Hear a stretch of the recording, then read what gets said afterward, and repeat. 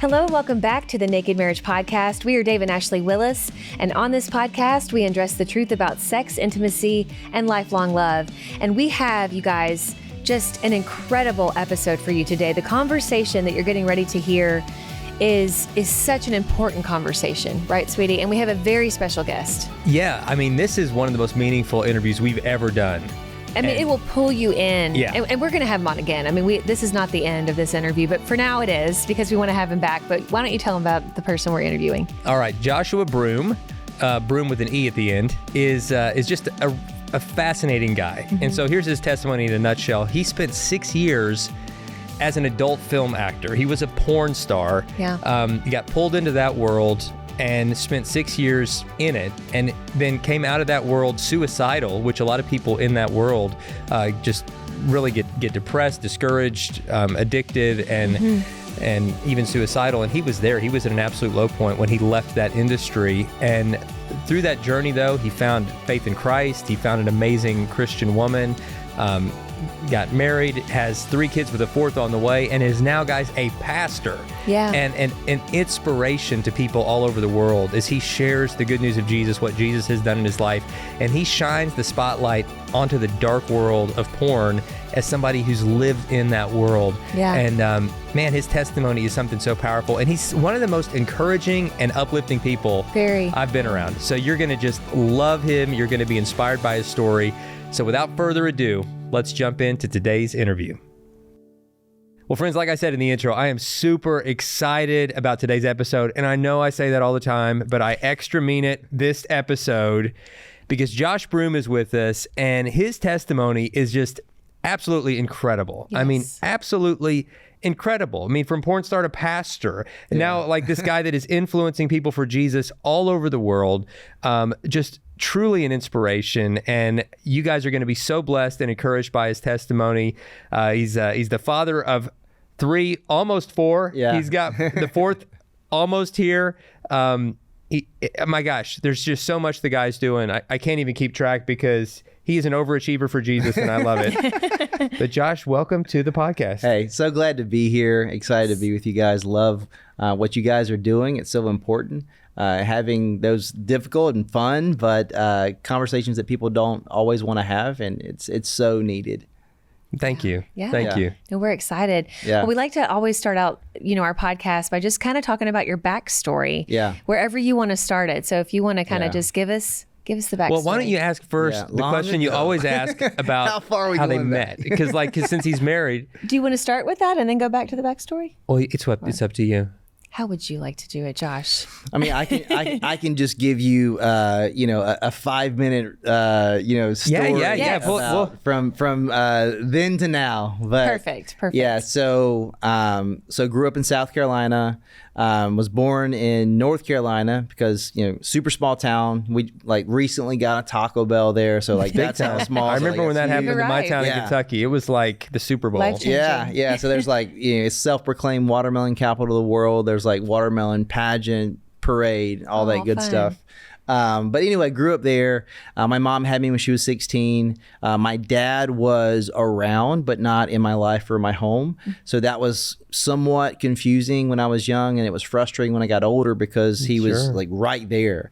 So he was never malicious in any way. He was just there, but not in my life. And that was just, confusing to me. Yeah, of course. Especially in a small town. So I would see him at grocery stores, see him in the drugstore. Oh, man. And then, as he got older, gets married, has kids, and they have this, put together life, and it has me wondering, why don't I have a dad, and why is my dad right there, but not, with so hard. Yeah. So super difficult. And, to your point, super high achiever personality. So I tried to mitigate what I didn't have through works, and tried to be the best person on the basketball team, make the grades, get the girls, do all the things where that achievement, that dopamine hit, it tried to mitigate the wound that I had in my heart. Sure. And that behavior continued into college. I was passionate about modeling and acting. I started doing that when I was 13, 14, had some success, studied theater for a little bit in college, ended up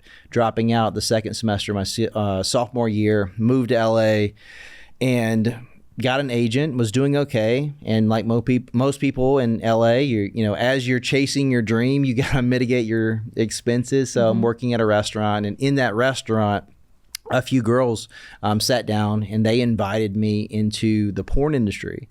Wow. And that was pretty alarming for me because I had seen it but never thought about being in it, just like miles from anything that I would ever consider doing or thought about doing. But I said yes to interviewing with their agent, and their agent asked me 3 questions. He asked me, how did I grow up? Why was I in LA? And what did I hope to accomplish? And, if in retrospect, very manipulative questions, or rather gives a manipulator a lot of ammunition. Yeah, of course. Right. Yeah. And that, so grew up just, pretty much me and my mom. I'm out here wanting to act, and I guess I want to be famous.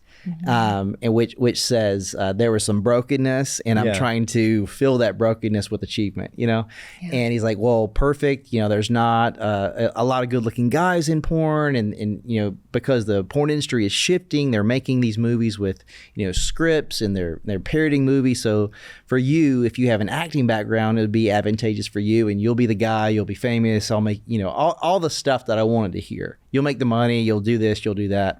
And for me, while I know that it was not what I wanted to do, I struggled with this belief in myself because I felt like there was something inadequate about me. And some of it had to do with a father wound, and a lot of it had to do with the brokenness in my heart that only Jesus can fill. Yeah, of course. But for me, I heard this counterfeit version of my dream, and I was like, well, maybe, it's so crazy to look back on. Like at 22, I'm like, well, if I haven't made it by now, I'm never going to make it. But in my reality, the people around me that were my same age were further along than I was. Even though I was having some success, they were further along than I was. So I believed, well, I'm just not good enough.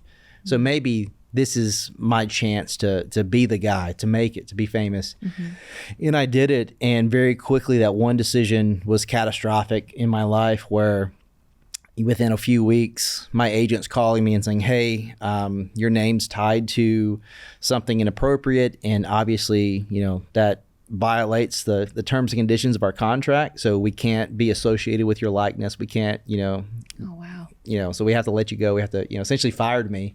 And that kind of blackballed me from that industry. And then at the same time, within a few weeks, my mom's calling me saying, well, your uncle heard at work that you were doing pornography. Is this true? So just having this humiliated conversation with my mom that really like sacrificed so much for me to be where I am. Because had me at 16, but, I was doing acting, I was doing modeling, it's like I always wanted like new basketball shoes to go to basketball camp, to go to act, to get comp cars, do all the things I need to do that as a kid, you don't realize like how far those expenses are like from my mom's budget. But my mom like did everything that she could to give me not only what I needed, but what I wanted. Yeah, really so sacrificed a lot. Yeah, so I had no clue in that moment, but like when I lost everything, it made me realize that.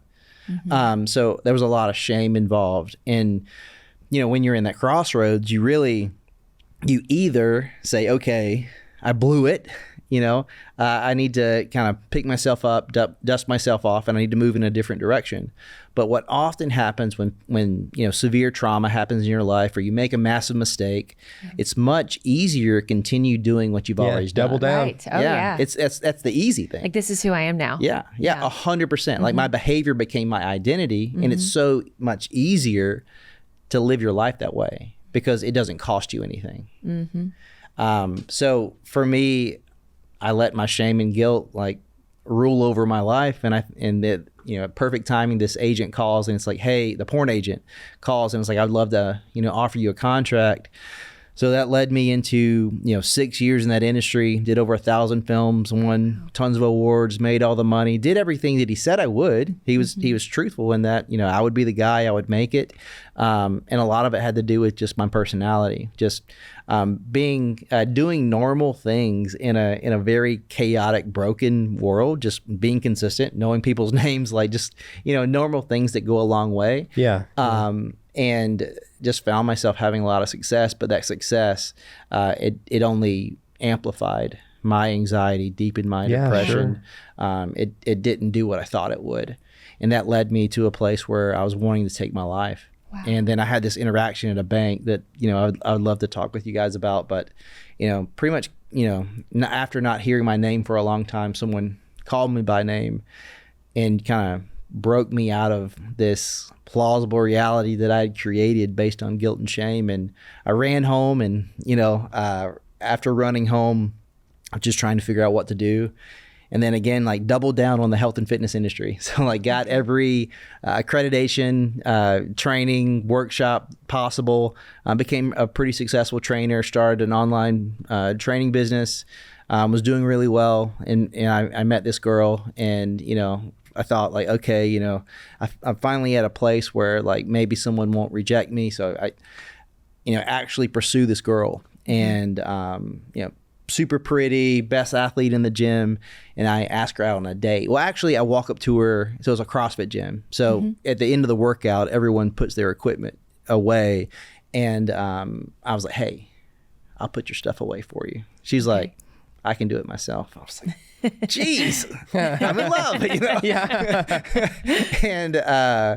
And then she was like, well, and I asked her out on a date and she, politely said no.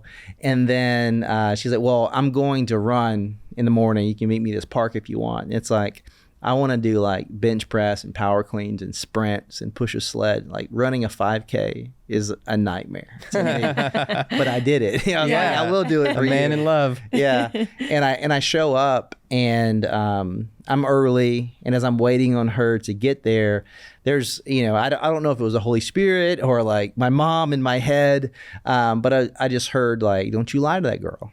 Yeah. Yeah. Don't you lie to that girl. Because sometimes withholding the truth from someone is more detrimental than telling a lie to their face. Yeah. Absolutely. Yeah. And for me, I was like, man, I'm just gonna man up. I'm just gonna tell her. Yeah. And I'm like, hey, before we get started on this run, we're still walking. I'm like, hey, I've done a little bit of porn. She's like, what? Excuse me?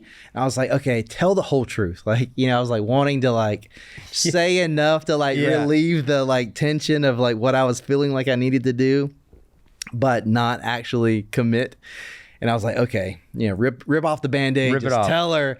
And I feel like I like blacked out and told her like everything bad I ever done in my life, like back to childhood. I'm like, kick my brother. Right. In fourth grade, I did this. Yeah. And afterwards she was like, pretty taken back by everything I had said. And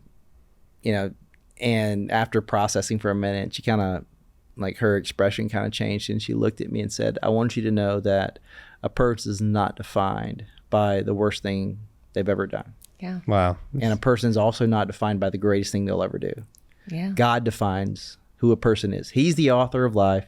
He gets to make that decision, not you. Do you know who God is? I was like, wow. And then for me, I lived my entire life. I call it the first date mask, where I don't know who I am, but I'm good at figuring out who you want me to be, and I'm going to be that because I just want you to like me. I don't know who I am. I don't know anything about myself. I just want to become a chameleon in that. I want to become whatever is going to be, appealing to you. Sure. So I try to regurgitate some things that I had heard. And she was like, okay, well, what's your relationship with Jesus like? Are you plugged into a church anywhere? Like who do you do life with? I'm like, what are you talking about? Right. I don't know. Yeah. None of that makes any sense. I was like, if that is what you're talking about, busted, maybe not. And she's like, well, I've been following Jesus since I was in the 7th grade. My entire family's Christian and I'm not perfect by any means, but my relationship with Jesus is the foundation of how I live my life. So do you like tacos? I was like, what? Wait a minute, hold on. What? And, she just started asking me questions like, what kind of food do you like? What are some of your hopes and dreams? And honestly, I didn't have any. I didn't have the ability to hope or dream because I felt like I didn't have a future. Wow. Like even though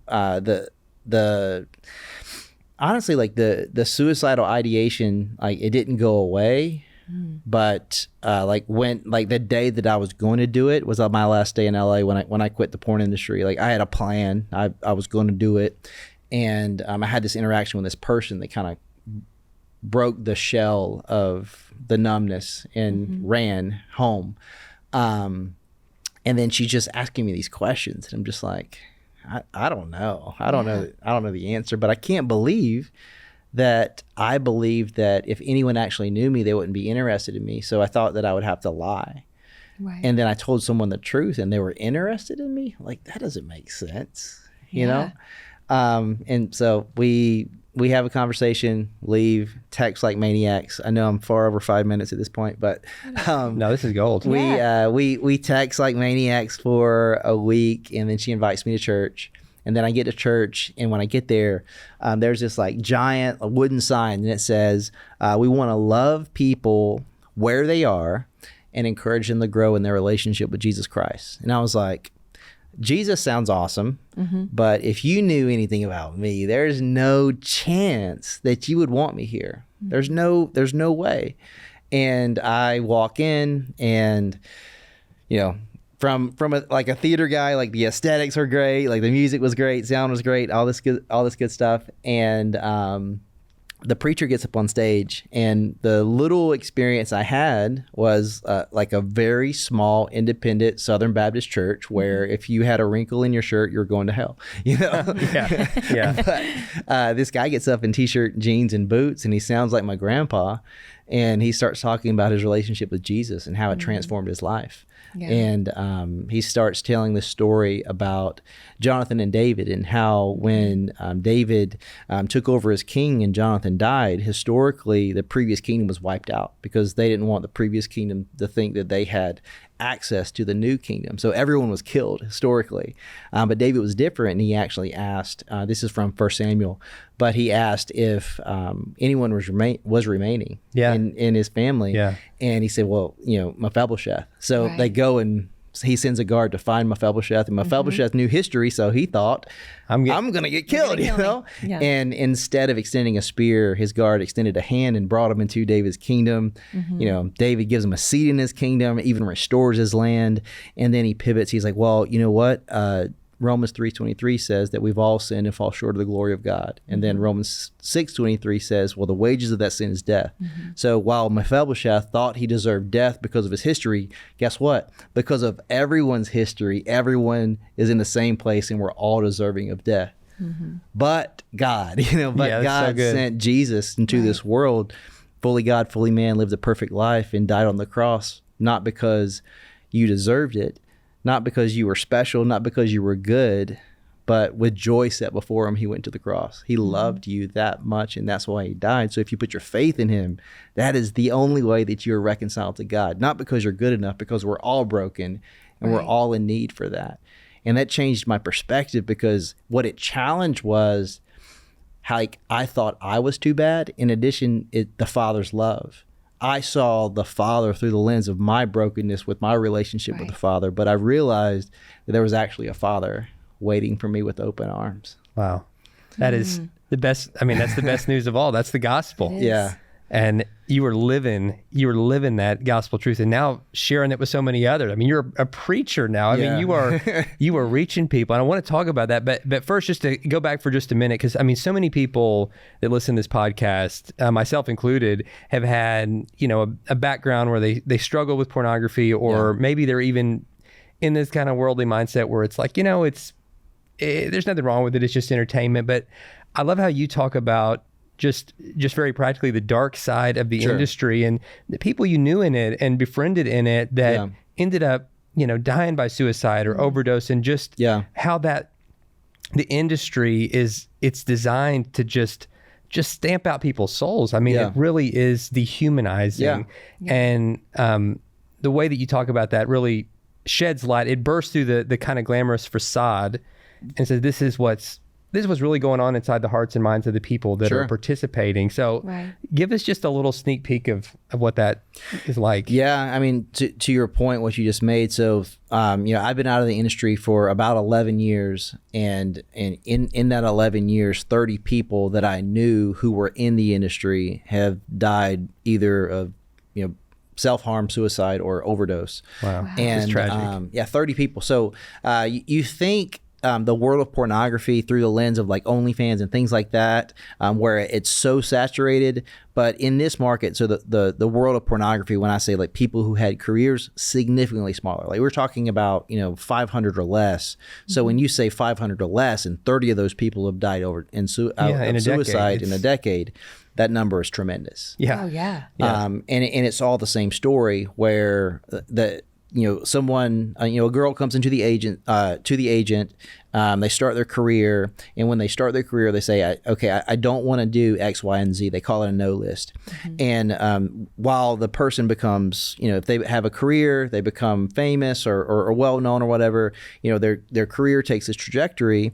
And then all of a sudden, that there's no allure around this person because it's that dopamine hit from seeing something you haven't seen, and now this person has been seen, but they haven't been seen doing X, Y, and Z. So the no list. So the agent goes to a studio and saying, hey, how much would you pay if this person did this? And they're like, $50,000. And then the agent goes back to this young girl and saying, hey, I know your career is, not going the way that you hoped or it has been, but out of nowhere, this studio has offered $50,000 if you just do this thing. And I know you said you didn't want to do it, but if you do it, then you'll be relevant again. And then your career will, start to take off. And then they do it. And then once they do it, it becomes monotonous because it's just another thing they've done. And now they start doing this thing with regularity that they wouldn't do. And once all those things are gone, the phone stops ringing, and they've had everyone around them telling them, this is who you are, this is your worth, you'll never have a husband, you'll never, this stuff's going to be on the internet forever. There's no life after this. And if their worth is tied to the phone ringing so they can sell themselves for sex and no one's calling, if there's nowhere for me to go and no light at the end of the tunnel, what else would I do? So they start medicating to pain with drugs, or they just take their life. It's just so sad. Yeah. And what's so sad and so evil is the porn industry. Every single time something like this happens, if it's someone that had some kind of notoriety, they die. In tribute to them, they make this like best of tape, accumulation of different just profit stuff on it. Just exploit the death. They take this suicide, the very thing that led them to take their lives, they monetize. Wow. And they do it over and over and over and over and over again. I mean, like when, they did the same thing to me. It's like there were like all these stories about like why I quit and all this stuff, and, poke and prod like when I first like came to Christ. And it's a sad, dark industry. And in a real way, average age of exposure, it was 11. It's starting to drop as low as 8 years old. Wow. Average, and then like 84% of the kids that are seeing pornography for the first time, it's incidental exposure. Right. So it's either someone showed it to them, or they were, just navigating through the internet and they came across something that they didn't expect to see, and then curiosity took over.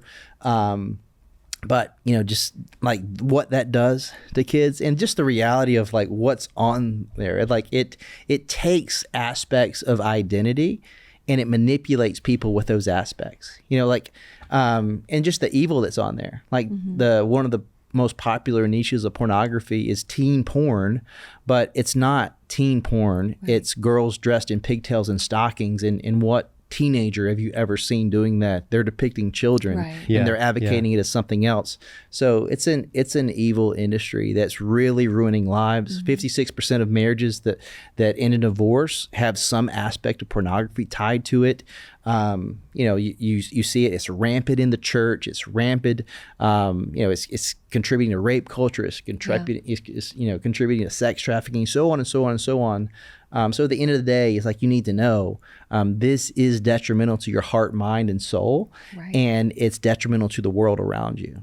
So if you can come to a place where it's like, I believe it's evil, and it's hurting me and hurting the people that I love, it's harder to justify it. Right. It's easier to justify it to what your point is earlier. It's like, it's not a big deal. Right. And so every talk that I give, generally I lead off with, do you believe each and every person is deserving of human dignity? So if the answer is yes, I've never heard anyone say no. If the answer is yes, you're robbing yourself and the person on the screen when you watch pornography. That's so good, yeah. Because, I mean, when you think about consent, like, well, the person that took their life because of that content being on there and they couldn't do anything about it, do you think that they would give consent? You know, no. Would I give consent for someone watching that of me? No. You know, you have a highlight reel of people's worst decisions online, and you're taking pleasure from them. And at the same time, there's organizations like, you know, MindGeek owns a large majority of all the porn sites. So they're a large company based out of Canada, and they work with Traffic Junkie. So they're like, you look at pornography, your identity is being sold to Traffic Junkie, and then, you know, which is like Facebook, Google, and then you go onto Facebook and you see an ad for something strange. It's like, it's not a coincidence. Yeah. It's because you've been looking at this in your identity. You know, there's a digital footprint of you, and they're tying it back to that because your identity, your information has been sold. And then the way that it makes money is the same way that, you know, people monetize on YouTube. Like porn, it was the you know, the front. You know, it was the first person like in the digital space to start monetizing content through viewership. So the whole like monetization model came from them. And all the, like, a lot of the stuff they do, like running ads and all that stuff, that all came from porn. They were doing that first. So, you know, you're making money off of your eyes. So who's the product? The viewer. In a very real way, you're contributing to all the evil things that come along with watching pornography. It's so sobering. Yeah. And I hope for everybody listening, watching right now, you'll take that to heart, especially if you've bought into that kind of cultural lie that, you know, porn's fine, it's harmless, it's entertainment. Like, it is toxic. Nothing good comes from it, both for the consumer and the participants. And Josh, I'm just so thankful you were able to break free and then find Jesus, and then to kind of fast forward to some, from the darkness to the light, to some really, really happy stuff. Like everything God's doing in your life right now is just incredible. And I mean, I just smile and cheer you on when I see the doors God's opening, and your ministry growing, your family growing. So paint a picture now of just how life is now. And I think it's going to give so much hope to folks who are listening that feel like, I've blown it. God can't do anything with my life because of this. You know, I've made this mistake or that mistake, and this is all I'm ever going to be. And you're living the gospel. You know, you're living that we're a new creation in Christ. So tell us about life today. I just want to, I think I wouldn't be best served if I didn't back up a second and just say this. For the person watching that might be struggling with pornography, we're not here to shame you. And if you're following Jesus, guess what? You know, Romans 8:1 says there's no condemnation for those who are in Christ Jesus. But conviction is from the Lord. That's right. And navigating through those things are so important. So, gosh, like I want to love you enough to tell you the truth. Right. Yes. Because when you understand what is true, then you have to confront it, and then the Holy Spirit's going to prompt you to do something about it. But yeah, I mean, like shame and guilt keep people stuck where they are. Yeah, that's true. And then, but truth sets you free. But yeah, so just regarding like some of the stuff that's going on in my life now, it's like, you know, on the back end of that person that I took that walk with, we got married, you know, and so that's my wife. Her name's Hope. And we've got 3 boys, another child on the way in January, and just been this really fun journey. So like as quickly as my life turned around, it was really a product of you know, me doing, you know, if again, like when you start following Jesus, like 100%, you know, like Galatians like 5:22-23, like talking about the fruit of the Spirit, but like there's things that get unlocked in you. But in a lot of ways, like you are still the same person. So some of the things that you're passionate about, good at, if you can redirect those things, like my, you know, high achiever personality and all that stuff, it's like I pointed that in the right direction. Yeah. So I went to a church 3 days after I gave my life to Christ. I was like, hey, put me in, coach. I was like, what do I do? And started getting mentored by this guy, Andrew Yates. He actually is over discipleship at DTS now. It's funny because he was in Raleigh, North Carolina. He went to DTS, moved to Raleigh, North Carolina, met me, and then as about a year ago, moved back to Dallas, and he's at DTS overseeing discipleship there.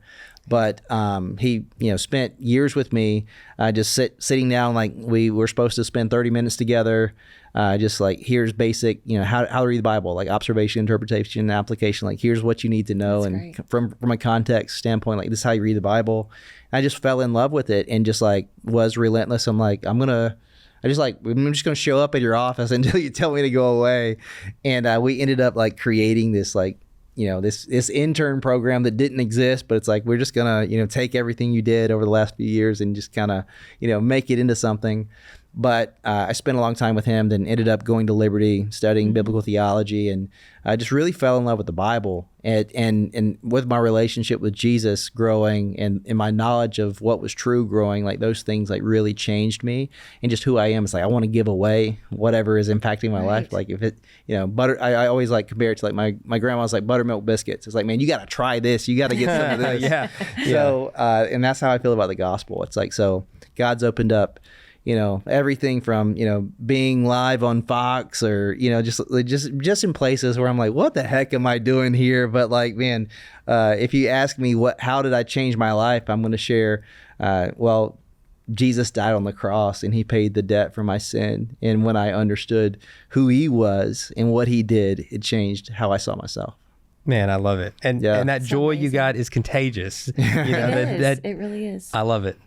It is. It's like what the enemy, wanted to destroy you with, God is using for good, and not only for you, but for the world, you know, and all those gifts that he gave you, like you said, it's turning those things around. Yeah. And it's just so awesome. I'd love for you to just share, I know you have a book coming out soon, and just where people can kind of find you on social media and things. Yeah. So my social media across the board is I am Joshua Broome. Perfect. My website is joshuabroome.me. With an E at the end of Broome. With an E, that's right. So it is like a cleaning apparatus, but with the E on the end. So like my book and just my message in general is, regardless of what you've done or what's happened to you, if you have an encounter with Jesus, it will change you.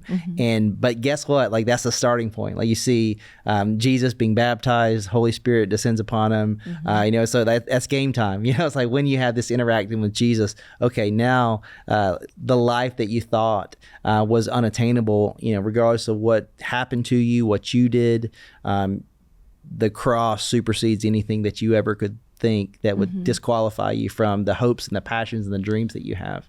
Because, Ephesians 3:20 is real. Like, he wants to do exceedingly abundantly more than you could ever hope or imagine. And what he will do, he'll change your heart, where like the dreams that died because of what happened to you or what you did or what you believed was true. God wants to do a new thing. Yes. Man. Yes. And thank God for that, Amazing. man.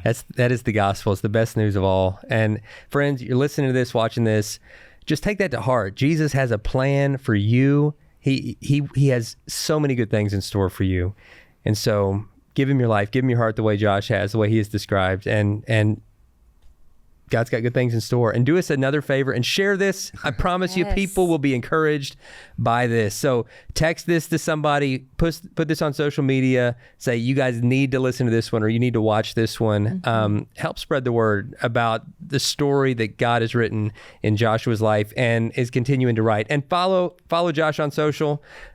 Check out his new book. I promise you're going to be encouraged by all that he's doing. Man, thank you for being here. You're an inspiration. Well, thank you so much. I appreciate being with you guys, and maybe we'll have to do it again. Yeah, I would love it. Love it. Guys, thanks for tuning in. We'll see you next time.